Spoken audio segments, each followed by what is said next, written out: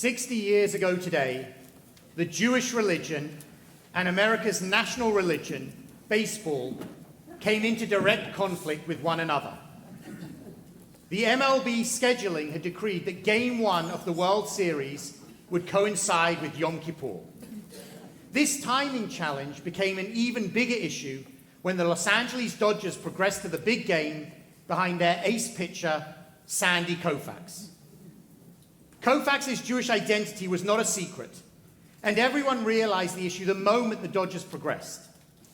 He was proud of his Jewish identity, and while not particularly observant, he wanted to honor his heritage. As he later said, "There was no hard decision for me. It was just a thing of respect. I wasn't trying to make a statement, and I had no idea that it would impact that many people." But his decision had a huge impact. For Jews at the time, Koufax made a statement about Jewish identity, our place in America, and the possibility of balancing both.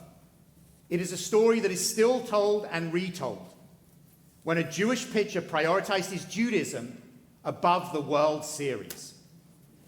Thankfully for Koufax and the Dodgers, they would go on to win the series.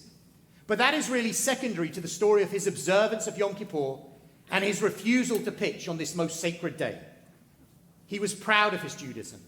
He recognized the gift of his tradition, and in making his choice, he provided an example that inspired and continues to inspire the American Jewish community. I wonder what would happen today. Whether a Jewish sports star would want to lean into their identity, to miss a major game, or to risk the way the media would portray it. People connected with the Dodgers at the time say that rather than being challenged by teammates for the decision, Koufax was actually celebrated and admired for being willing to put his religion first. In the current climate and our world of social media, I imagine a similar decision would be greeted differently today. Although I do know a few Yankees fans who had been pushing for Alex Bregman to make the same choice. But I'm not sure a Jewish player would want to out themselves in that way. And I am sure everyone here chose Kol Nidre last night over Game 2. Luckily, God is a baseball fan, and so Game 3 will be starting after the fast has ended. Koufax speaks to a different time in American Jewish history. Just last year, the Atlantic front page headline read, "The golden age of American Jews is ending." As Rabbi Lisa told us on Erev Rosh Hashanah, it's hard to be a Jew. And at the moment, it feels much harder than it has been in recent years. I worry about the external pressures that we are facing as a Jewish community and how we might be internalizing the negative messages we are receiving. When looking at the primary causes of low self-esteem, it is clear that external factors play an outsized role in contributing to this problem. As one article puts it, low self-esteem results from hearing or interpreting messages from significant people who are often very critical. The messages that we hear from others contribute to the way in which we think about ourselves. And then when we internalize the negative words, the criticism, and the put-downs, our mental health suffers in a way that leaves us feeling insecure, unworthy of love, and unprepared to face our day-to-day lives. This can happen to us as individuals, but I currently worry that this is happening to us as a community. The way that Jews are talked about on social media, the slippage in criticism of Israel to criticism of Jews, the exclusion of Jews from various public spaces are all contributing to a communal sense of low self-esteem. This is coupled with the rising levels of anti-Semitism that are leaving us feeling targeted and attacked simply for being Jewish. Our children are living through a time where it is unfortunately normal to hear anti-Semitic comments from classmates, to witness a swastika drawn in school, or to feel excluded by the way a teacher talks about Jews and Israel. It is understandable that many are seeking ways to blend in, to hide their Jewish identity in public, to avoid being identifiable as different in any way. People are engaging with their temple communities as one of the only places where they feel comfortable to fully express their Jewish identity, to be their whole selves. Some of our teenagers have described Shir Tikva as their safe space, a place they get to escape to a couple of times a week, and where they can fully be Jewish and therefore fully themselves. I don't want our children to feel like their Jewish identity is a part of themselves that they can only express for a few hours a week here at Shir Tikva. I want them to see their Jewish identity as an integral part of who they are, a gift they have received from their families, from Jewish and Jewish adjacent parents who have decided to raise their children here with us. I want them to feel confidence and pride when they think about their Judaism, realizing the positives it brings, the strength it gives them, the legacy they are connected to, and the community they get to be part of. And it is not just children who are feeling challenged by this moment. We adults are also feeling intense pressure. How many of us have walked into rooms where we felt uncomfortable or even unsafe publicly expressing our Judaism? How many of us have worried about the subject of religion coming up at work? How many of us have been on heightened alert for insensitive or anti-Semitic comments that leave us feeling like outsiders in social settings? How many of us, against our better judgment, have read the comments on a social media post with bated breath? How many of us have worried about our children being identifiably Jewish in certain public settings? Despite my advancing age, my mother still worries. She recently asked me, "Do you have to wear your Hebrew Red Sox jersey to the baseball game?" I told her that yes, I did. I understood her hesitance, and I'd be lying if I said I didn't have my own. But I have made the conscious decision to be more publicly Jewish. I want to be identifiable. Every time I wear that jersey, I get positive comments from other members of the tribe who appreciate the connection. I started wearing this Magen David Jewish star necklace 2 years ago after hearing from our teenagers that they were hesitant to wear their Jewish symbols in public. And in the last several months, I started wearing it on the outside of my shirt so that it is publicly visible when I am out. I want them to know that I am proud to be Jewish. I want you to know that I'm proud to be Jewish. I want me to know that I'm proud to be Jewish. I was recently apple picking with my family. An older man who worked at the farm approached us and offered advice about the varieties that would go well in the dessert Nicole was planning to bake. A few minutes into our conversation, he timidly said, "Can I ask you a question? I notice you're wearing your Jewish star outside your shirt. Do you feel comfortable with that?" Perhaps anticipating my unease with the question, he shared that he too was Jewish, and he wears his Jewish star around his neck with his late wife's wedding ring, but he keeps it tucked inside his shirt. He didn't add any explanation to that. He didn't need to. I told him about my recent decision to wear my star more publicly, and it being a response to the growing anti-Semitism, about my intention to make other Jews feel more safe and comfortable, and I told him I was a rabbi. His expression of relief was immediate. He was among friends. He was with his people. And the timidity he showed when he first asked the question was gone. We talked for a few more minutes like old friends who happened to run into each other in an orchard. Benny, our son, instantly took a liking to him and had a lot to say. He even proudly pointed to his own Jewish star, which he specifically requested on my recent trip to Israel. Our new friend sought us out several more times during our visit. "Hey, Danny," he would shout. We talked about Rosh Hashanah, the apple crisps he bakes, and Nicole's challah recipe. Seeing a fellow Jew, one who openly identified as such, allowed him to open up about his own Judaism.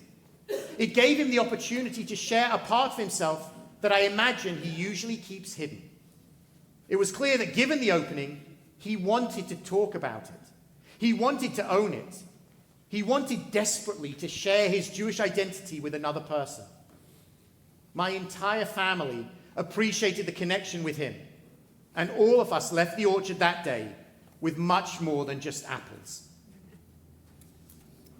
I know that being publicly identifiable as Jewish can be scary, especially now. It might sound strange to say while standing in front of several hundred people, but I like to blend in. When I'm not on the pulpit, I appreciate going under the radar, fitting in with the crowd. Wearing my star makes me stand out. It is something that people notice, and it signals me out as different. But I have made the active choice to challenge my discomfort. Wearing a Jewish star or another religious symbol can feel like wearing a scary flashing light that invites danger. But just as we experienced at the farm, our stars and our symbols can actually act as a beacon of light for others. Like the illumination of a lighthouse, it lets them know that they are safe and seen. This scary choice has the power to make the world less scary for others. And for me, that power outweighs the fear. At Yom Kippur services 112 years ago, a young man by the name of Franz Rosenzweig was facing similar challenges to his Jewish identity. Living in Germany at the time, he felt the pressure from the dominant culture to abandon his Judaism and to convert to Christianity. He went to that synagogue that Yom Kippur, intending it to be a final Jewish expression before abandoning the religion altogether. We do not know exactly what happened to him in the course of that service, but he had what he described as a non-mystical enlightenment. He recognized the beauty of Judaism, the unique connection with God, the gift of being part of the Jewish people. And through that day's experiences, his life was changed. He dedicated his life to Judaism and became one of the leading Jewish philosophers of the 20th century. James Winchell, in reflecting on Rosenzweig's experiences, wrote, "A Jew walked into shul on Yom Kippur and converts to Judaism." I don't know that through today's service anyone is going to have an epiphany in the same way that Franz Rosenzweig did. Although with Cantor Hollis and the choir's music, it is definitely possible. But I do want us to consider his example.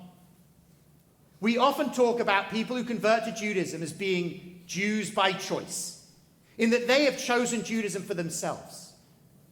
But in my ideal, I want us all to consider ourselves Jews by choice.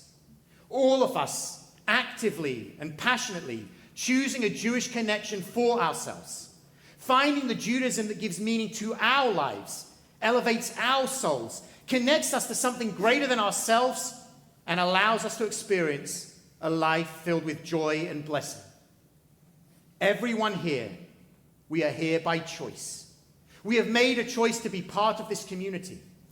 Every day, we make a choice. The world feels scary right now, particularly living in this world as a Jew. It would be easy to make a different choice. It would be more convenient. Perhaps it would be safer. So why make this choice? Why choose this right now, in this moment? I think about the words of those who came and made this choice before me.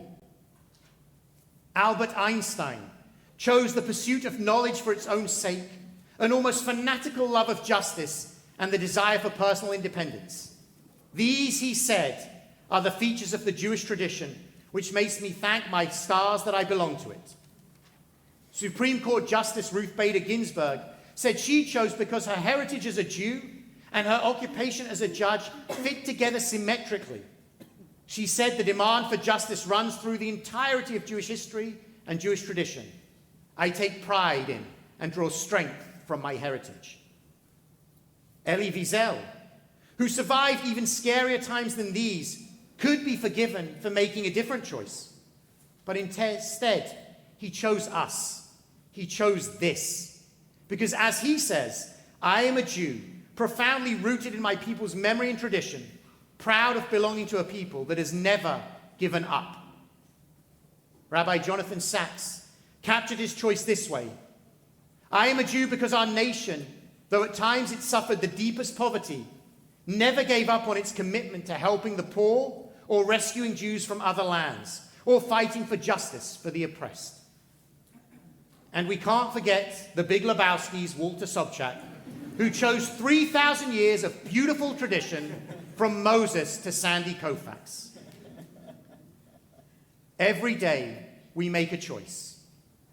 I choose Judaism because I want to be part of this family with roots that stretch back thousands of years and branches that extend across the globe, an invisible but visceral connection that unites us and ensures that I have family everywhere I go. I choose Judaism because we as a people are always journeying towards the promised land, always imagining, striving, and fighting to make our world a better place, seeing the imperfections and taking upon ourselves the responsibility to fix them. I choose Judaism because I believe that we are all created in the image of God, possessing the divine spark within us, challenged to fully realize the divinity that we possess, but also to see it in our fellow person.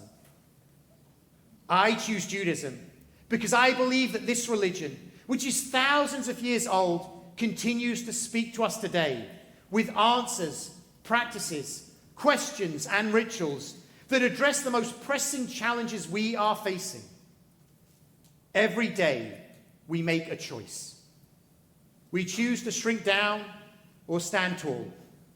We choose to wear signs of our heritage publicly or to keep them folded in our closets.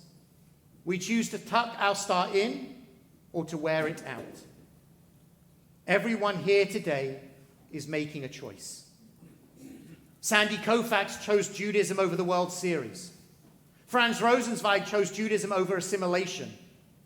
And all of you, both the Jewish and Jewish-adjacent members of our community, are actively choosing Judaism.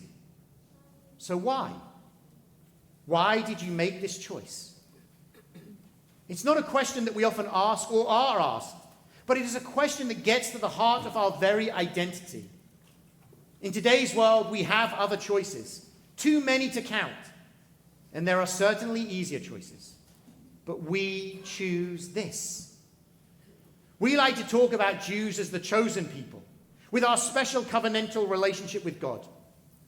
But the truth is, we may not even have been God's first choice. There is a midrash, a rabbinic story, that suggests that God offered the Torah to a variety of other nations before coming to us. These other people were not interested and rejected God's overtures. It was only the children of Israel who chose to accept the Torah and enter into a covenantal relationship. We are the chosen people because we made a choice. We chose to be God's chosen people. We are the choosing people. Every day we make a choice. I will not minimize the very real fear innate in making this choice. And I do not fault anyone who struggles with it or makes a different one altogether. But I honestly believe that we have all been offered the opportunity to choose something extraordinary, to be a part of a people that persists, a people that endures, a people that chooses. We choose this gift for ourselves and for our families. We choose this gift because we recognize the power it can have in our lives. We choose this gift because through it, we know that we can make our world a better place. We choose this, and through it, we are chosen. Earlier today, we read the following words from God. See, I set before you this day life and goodness, death and destruction. Choose life. Choose life so that you will live. Choose life.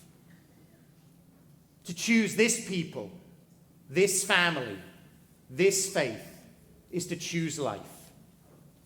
Every day we make a choice.